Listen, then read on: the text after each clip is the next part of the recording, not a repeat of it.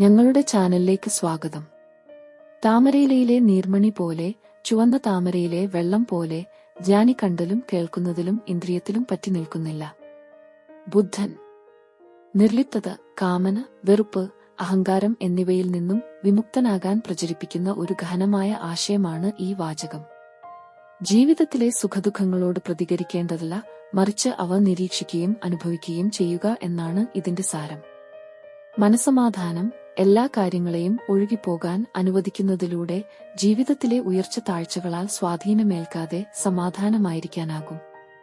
വെള്ളത്തുള്ളി ഇലയിൽ ഒട്ടിപ്പിടിക്കാതെ ഒഴുകിപ്പോകുന്ന പോലെ നമ്മളും ഇഹലോക കാര്യങ്ങളിൽ അഭിവാഹം കാണിക്കാതെ സമാധാനം കണ്ടെത്തണം.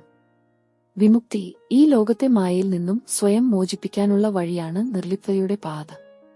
കാഴ്ചകൾ, ശബ്ദങ്ങൾ, അനുഭവങ്ങൾ എന്നിവയിൽ പറ്റിപ്പിടിക്കാതെ അവയെ വസ്തുനിഷ്ഠമായി നിരീക്ഷിക്കാനും അതീതമായ സമാധാനം കണ്ടെത്താനും ഈ വാചകം പ്രചോദനം നൽകുന്നു. സ്വന്തം ജീവിതത്തിലെ പ്രയോഗം. ഈ ഉപദേശങ്ങൾ നിങ്ങളുടെ സ്വന്തം ജീവിതത്തിലേക്ക് എങ്ങനെ കൊണ്ടുവരാമെന്ന് ചിന്തിക്കുക. ഉദാഹരണത്തിന്, നിങ്ങൾ വിഷമിക്കുന്ന സമയങ്ങളിൽ പ്രശ്നം എന്താണെന്ന് നിരീക്ഷിക്കുകയും അതിനോട് പ്രതികരിക്കാതെ വെള്ളത്തുള്ളി പോലെ ഒഴുകിപ്പോകാൻ ശ്രമിക്കുക. സജീവ ധ്യാനം. ഈ വാചകത്തെ ഒരു ധ്യാന മന്ത്രമായി ഉപയോഗിക്കുക. നിങ്ങൾ മനസ്സമാധാനം ആഗ്രഹിക്കുമ്പോഴെല്ലാം വെള്ളത്തുള്ളി ഇലയിൽ അടരാതെ ഒഴുകുന്ന രൂപം മനസ്സിൽ കാണുക. മറ്റുള്ളവരെ പ്രചോദിപ്പിക്കുക. ഈ പഠനങ്ങൾ മറ്റുള്ളവരെ പങ്കുവയ്ക്കുക. അങ്ങനെ കൂടുതൽ ആളുകൾ നിർലിപ്തതയുടെയും സമാധാനത്തിന്റെയും പാത സ്വീകരിക്കാൻ പ്രചോദനം നൽകുക.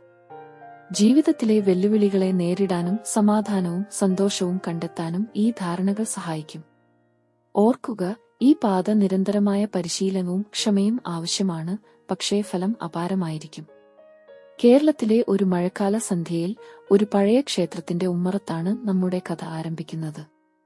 ചുറ്റും പൂമരങ്ങൾ പൂത്തുലഞ്ഞിരിക്കുന്നു. അകലെ ക്ഷേത്ര ഗോപുരത്തിന്റെ മണിനാദം മുഴങ്ങുന്നു. അവിടെ ഇരിക്കുകയാണ് മുതിർന്ന ജ്ഞാനി ഗോപാലകൃഷ്ണൻ. ഒരു യുവാവ്, അപ്പു, ജ്ഞാനിയുടെ അരികിലേക്ക് വന്നു ചോദിച്ചു, ജ്ഞാനി, എന്താണ് സന്തോഷത്തിന്റെ രഹസ്യം? ഗോപാലകൃഷ്ണൻ മന്ദഹസിച്ചു, സന്തോഷം പുഴയിലെ വെള്ളത്തുള്ളി പോലെയാണ് അപ്പു. അത് ഒഴുകിക്കൊണ്ടിരിക്കുന്നു, എവിടെയും നിശ്ചലമാകുന്നില്ല. അതുപോലെ നമ്മുടെ മനസ്സും ഇന്ദ്രിയങ്ങളും അനുഭവങ്ങളിൽ പറ്റിപ്പിടിക്കാതെ ഒഴുകിപ്പോകണം. അപ്പു മുഖം ചുളിച്ചു. എന്നാൽ എങ്ങനെ? എന്റെ ചുറ്റും സന്തോഷം തരുന്നതും സങ്കടപ്പെടുത്തുന്നതും ഉണ്ടല്ലോ. ഗോപാലകൃഷ്ണൻ ചിരിച്ചുകൊണ്ട് പറഞ്ഞു, നോക്കൂ, ഈ പൂമരത്തിന്റെ ഇലയിൽ വെള്ളത്തുള്ളി എങ്ങനെയാണ് നിൽക്കുന്നത്? അത് ഇലയോട് പറ്റിപ്പിടിക്കുന്നില്ല, മറിച്ച് അതിൽ നിന്നും ഒഴുകിപ്പോകുന്നു. നമ്മുടെ മനസ്സും അതുപോലെയാകണം. സന്തോഷം, ദുഃഖം, കോപം, ഭയം എന്നിവയെല്ലാം വെള്ളത്തുള്ളികൾ പോലെയാണ്. അവ നമ്മുടെ മനസ്സിലൂടെ കടന്നുപോകട്ടെ, പക്ഷേ അവിടെ പറ്റിപ്പിടിക്കാതെ ഒഴുകിപ്പോകാൻ അനുവദിക്കണം. പക്ഷേ എങ്ങനെ അത് പരിശീലിക്കും? അപ്പു ചോദിച്ചു. ഗോപാലകൃഷ്ണൻ കുറച്ചു പൂക്കൾ എടുത്ത് അപ്പുവിന്റെ കയ്യിൽ കൊടുത്തു. പുഴയിലേക്ക് പോകൂ, അദ്ദേഹം പറഞ്ഞു. ഓരോ പൂവും വെള്ളത്തിലേക്ക് നിക്ഷേപിക്കുക. പൂവ് ഒഴുകിപ്പോകുന്നത് നോക്കൂ. അത് എവിടെയും പറ്റിപ്പിടിക്കുന്നില്ല, പക്ഷേ പുഴയുടെ ഭാഗമായി ഒഴുകുന്നു. നമ്മുടെ ചിന്തകളും വികാരങ്ങളും അതുപോലെയാണ്. അവയെ നിരീക്ഷിക്കുക, പക്ഷേ അവയിൽ മുഴുകരുത്. അവയെ ഒഴുകാൻ അനുവദിക്കുക. അപ്പു പുഴയിലേക്ക് പോയി ഓരോ പൂവും വെള്ളത്തിലേക്ക് നിക്ഷേപിച്ചു. പൂക്കൾ ഒഴുകിപ്പോകുന്നത് അവൻ നിരീക്ഷിച്ചു. ക്രമേണ അവന്റെ മനസ്സ് ശാന്തമാകാൻ തുടങ്ങി.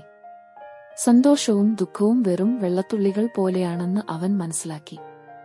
അവയെ നിരീക്ഷിക്കാം, പക്ഷേ അവയിൽ മുഴുകരുത്. ഇപ്പോൾ ഞാൻ മനസ്സിലാക്കുന്നു. സന്തോഷം പിടികൂടാനല്ല, നിരീക്ഷിക്കാനാണ്. അത് വന്നുപോകുന്ന വെള്ളത്തുള്ളി പോലെയാണ്. എന്റെ കയ്യിൽ ഒതുക്കാൻ ശ്രമിക്കുന്നത് വിഡ്ഢിത്തമാണ്. ഞാൻ വെള്ളത്തിന്റെ ഒഴുക്കിനൊപ്പം ഒഴുകുകയും നിരീക്ഷിക്കുകയും ചെയ്യും. ഗോപാലകൃഷ്ണൻ അവനെ അഭിനന്ദിച്ചു. ശരിയാണ് അപ്പു. ജീവിതം ഒരു പുഴ പോലെയാണ്. നിങ്ങൾ ഒഴുകിപ്പോകുകയും അനുഭവിക്കുകയും ചെയ്യുക. ഒന്നിലും പറ്റിപ്പിടിക്കാതിരിക്കുക. അതാണ് നിർലിപ്തതയുടെ പാത, സമാധാനത്തിന്റെയും സന്തോഷത്തിന്റെയും മാർഗം. പ്രചോദനം. നിങ്ങളുടെ സ്വന്തം രീതിയിൽ കഥ പറയുക. ഈ കഥയെ ഒരു മാതൃകയായി ഉപയോഗിച്ച് നിങ്ങളുടെ സ്വന്തം അനുഭവങ്ങളിൽ നിന്നും പഠിച്ച പാഠങ്ങൾ ഉൾപ്പെടുത്തി ഒരു കഥ സൃഷ്ടിക്കുക. എല്ലാവരും ജീവിതത്തിന്റെ പുഴയിലൂടെ യാത്ര ചെയ്യുകയാണ്. നിങ്ങളുടെ യാത്ര അതുല്യമാണ്. നിരീക്ഷണശീലം വളർത്തുക. നിങ്ങളുടെ ചിന്തകളെയും വികാരങ്ങളെയും നിരീക്ഷിക്കാൻ ദിവസത്തിൽ കുറച്ച് സമയം മാറ്റിവെക്കുക.